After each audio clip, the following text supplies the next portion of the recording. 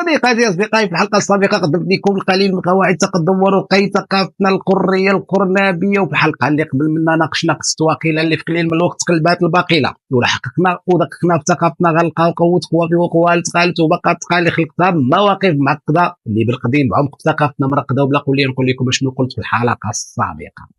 عزيزتي أعزائي، وأنا كنقلب على أصول بعض الكلمات لقيت البعض من هاد بعض الكلمات اللي ما تغيرش بزاف، اللي تقريبا بقات محافظة على الشكل اللغوي الأصلي ديالها، ولكن من ناحية المعنى خدات أبعاد ودلالات أخرى، بحال سربي راسك اللي كنعنيو بها أسرع.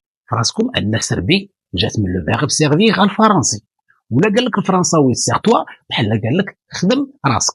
لا لاحظتوا معايا بين أسرع وبين خدم راسك وهناك فرق شاسع وكبير في المعنى، ولكن الإنسان إلا خدم راسو براسو غادي يربح الوقت ديال الانتظار، وبالتالي سوف يسرع. كل ما في الأمر أننا أسمينا الفعل على وحدة من الغايات ديالو، واللي هي ربح الوقت وتحقيق شرط السرعة، إنه التحور الدلالي. موضوع حلقتنا اليوم عندي لكم منه بزاف ديال الامثله زائد امور اخرى راح نبارطاجيها معكم، ولكن بعد الانترو.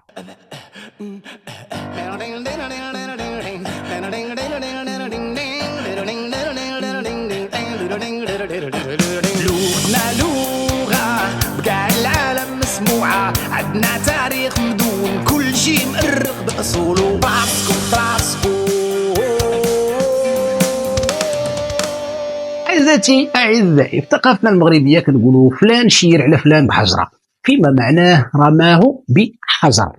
راسكم أن الفعل شير جاء من الفعل أشار.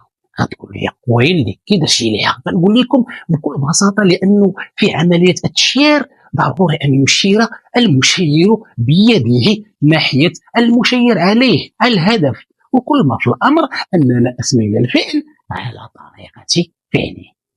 نفس الامر كينطبق على عباره لوح لي اللوح ليك، اللي جات بكل بساطه من لوح لي ولوح اليك.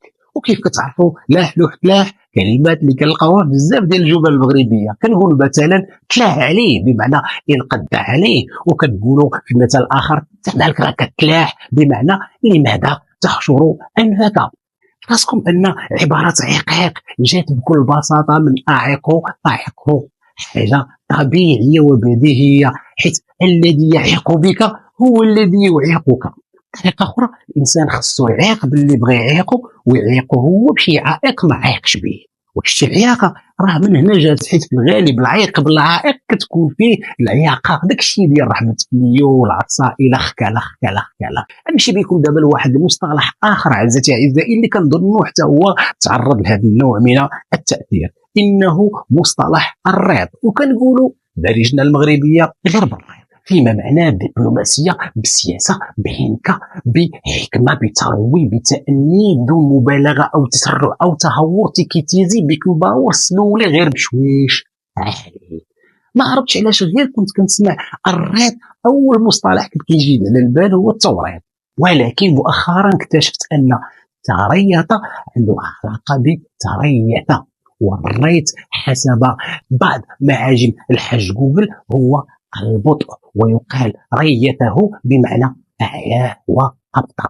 دونك حنا ما بعدش على المعنى المتداول في ثقافتنا المغربية، غير بالريت، غير بشوية، غير السفل باش ما تعياش وتصدق مصيب، حيت من لم يتريث سيتريث. عزتي أعزائي، فراسكم أن عبارة التاني من سالك اللي كتعني في ثقافتنا المغربيه ما انت بمدين لي ما انا بمدين لك. راسكم ان العباره جات بكل بساطه من عباره ما انت بسائلني ما انا بسائلك، حاجه طبيعيه وبديهيه ايضا، حيت ملي كتسولني كتولي كتسالني الجواب، يعني اصبح مدين لك بالجواب. بقى لنا مصطلح واحد وغنساليو هاد الحلقه.